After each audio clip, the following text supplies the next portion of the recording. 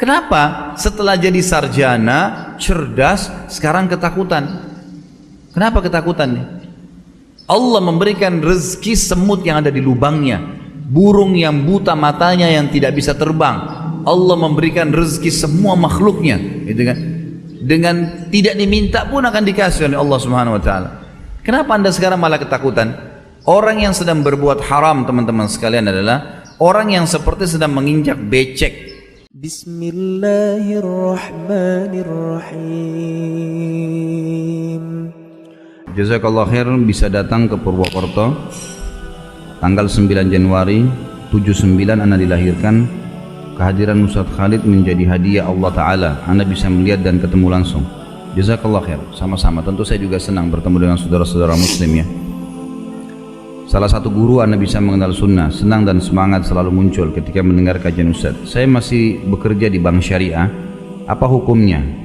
Job desk Ana di unit emas. Apa hukum gade emas dan cicil emas pakai DP di ansur bulanan? Jazakallah khair. Emas tentu dalam Islam, teman-teman sekalian, kita sudah tahu hadis Nabi SAW, az-zahabu bil-zahabi wal-fiddatu bil-fidda yadan biyad mithlan bimithl. Itu hadisnya. Emas dengan emas ya. Perak dengan perak, tangan dengan tangan, dengan gitu, dan serupa dengan serupa. Maksudnya tangan dengan tangan ini adalah cash, Yang saya tahu pendapat jumhur ulama mengatakan tidak ada cicilan dalam masalah emas. Beda dengan KPR ya, baik itu mungkin masalah rumah, kendaraan, itu lain. Karena dianggap harta tapi bukan masuk dalam item yang disebutkan oleh Nabi SAW. Tapi kalau emas tidak boleh, teman-teman sekalian, tidak boleh, teman-teman sekalian. Dan masalah haram dalam agama jangan dimain-maini. Haram. Jangan sampai ini haram kita masih nyari. Mungkin di sampingnya ada halal atau di bawahnya halal, nggak bisa. Haram. Kita harus komitmen dengan itu. Dilarang, gitu kan? Dan ingat teman-teman sekalian, ada sebuah kaidah sederhana dalam masalah memahami ini. Semua yang Allah halalkan pasti baik buat kita. Dan itemnya banyak. Semua yang Allah haramkan itu buruk buat kita dan itemnya sedikit. Saya kasih contoh gini, babi misalnya, Allah haramkan babi. Lihat Allah dengan hewan bertaring misalnya, lihat apa yang Allah gantikan. Dari hewan juga Allah gantikan dengan sapi, kambing, ayam, kelinci, kuda, semua yang tidak bertaring. Dan semua yang bertaring pun di air halal. Itemnya yang halal banyak, itemnya yang haram sedikit, kan gitu. Jadi ini sebuah hal yang harus difahami nih.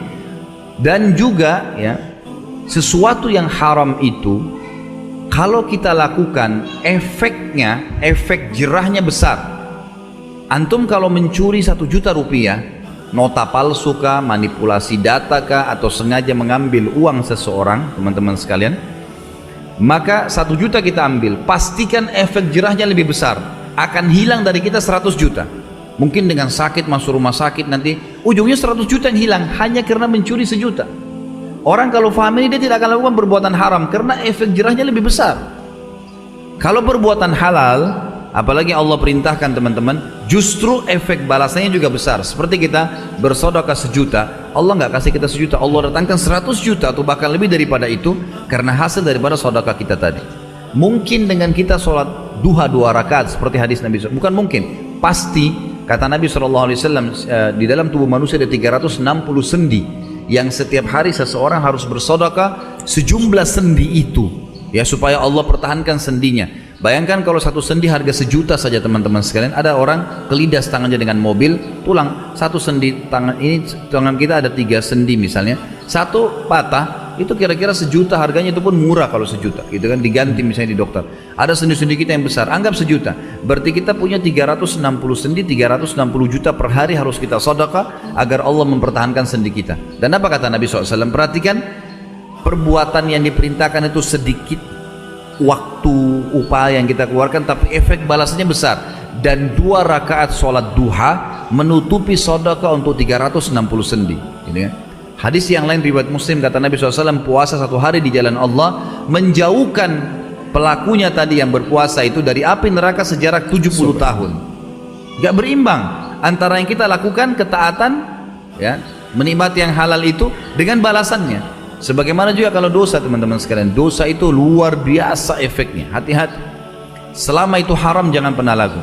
Saya pernah kedatangan beberapa orang di Jakarta, tapi alhamdulillah mereka meninggalkan yang haram. Mereka kerja di bank konvensional, bank riba. Lalu mereka tanya, Ustaz, saya sudah dengar ceramah Ustaz tentang masalah riba dan saya tahu itu sudah tidak bisa. Cukuplah hadis Nabi SAW yang berbunyi 1 dirham riba lebih berat daripada 36 kali berzina. Itu kan berat sekali gitu kan. Jadi zina dosa besarnya 36 kali. 1 dirhamnya bagaimana kalau jutaan atau miliaran? Ini luar biasa. Maka saya mau tinggalkan, tapi saya sudah terlanjur kerja. Gimana caranya? Gitu kan. Gimana caranya saya meninggalkan sementara anak istri saya mau makan apa gitu. Saya sempat tanya begini teman-teman. Jadi ambil pelajaran saya dari diskusi saya ringan sama dia. Saya bilang, akhi, saudaraku, umur anda berapa sekarang? Dia bilang sekitar 37 tahun. Baik, 30 tahun. Terus saya bilang, sudah berapa lama anda bekerja di bank ini? Dia bilang 3 tahun. Dari umur 27 tahun sampai sekarang. Terus saya bilang, kalau begitu 27 tahun ke belakang itu apa pekerjaan anda? Dia bilang, saya tadinya pindah-pindah tempat kerja waktu saya sudah mulai kerja, tapi sebelumnya tentu sekolah, hidup sama orang tua. Siapa yang biayai selama 27 tahun? Dia bilang orang tua saya. Sampai saya kerja baru kemudian saya bisa menghidupi diri sendiri. Baik. Selama 27 tahun yang kita mulai dari umur 0 anda. Umur 0 itu baru sperma bertemu dengan sel telur lalu kemudian menjadi gumpalan. Anggaplah sudah mulai ada ruhnya di 4 bulan di rahim ibu.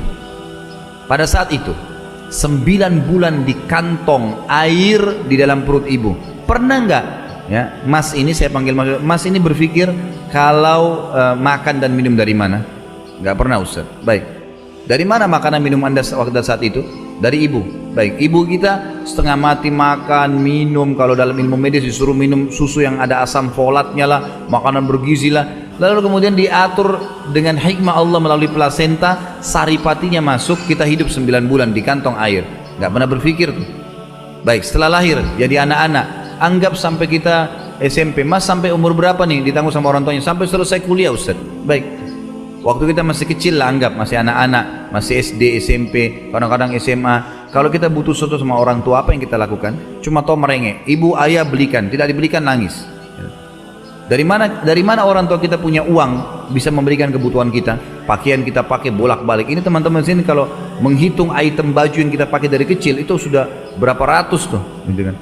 Berapa ribu piring yang sudah kita makan makanan dan berapa juta item yang sudah kita konsumsi dari beragam macam makanan kalau dihitung dari kecil sampai sekarang. Itu luar biasa. Saya bilang, pernah nggak berpikir pada saat itu dari mana semua? Dia bilang tidak pernah. Saya bilang, kalau begitu Allah menanggung nggak hidup anda? Ditanggung Ustaz. Jelas ya, ditanggung sama Allah? Iya, ditanggung. Baik. Kenapa setelah jadi sarjana, cerdas, sekarang ketakutan? Kenapa ketakutan nih? Allah memberikan rezeki semut yang ada di lubangnya, burung yang buta matanya yang tidak bisa terbang. Allah memberikan rezeki semua makhluknya, gitu kan? Dengan tidak diminta pun akan dikasih oleh Allah Subhanahu wa taala. Kenapa anda sekarang malah ketakutan? Orang yang sedang berbuat haram, teman-teman sekalian, adalah orang yang seperti sedang menginjak becek. Becek nih, diinjak sama dia, kotor kakinya. Lalu dia bilang, saya mau keluar, saya mau bersih nih dari becek ini. Tapi dia nggak keluar dari becek itu. Dia mau tetap di situ, di lumpur itu. Nggak bisa. Keluar dulu. Keluar dari tempat yang kering. Itu pun masih harus dibersihkan tuh. Siram dulu bersih, dikeringkan, baru lepas dari lumpur. Seperti itu orang terjerumus dalam masalah dosa. Keluar dulu, gitu kan? Dari haram ini. Karena Allah SWT berfirman, A'udzubillahi minasyaitonirrajim, Innallaha la yughayyiru ma biqaumin hatta yughayyiru ma bi anfusihim. Allah tidak akan mengubah nasib satu kaum sampai mereka mengubah nasib mereka sendiri. Kalau anda mengatakan, oh saya kalau keluar mau berikan makan apa anak istri saya, sama saja anda sedang dibecek tadi, dan anda berkata, saya kayaknya mau bersih dari becek ini, tapi di situ nggak bisa, nggak mungkin, harus bisa keluar, gitu kan?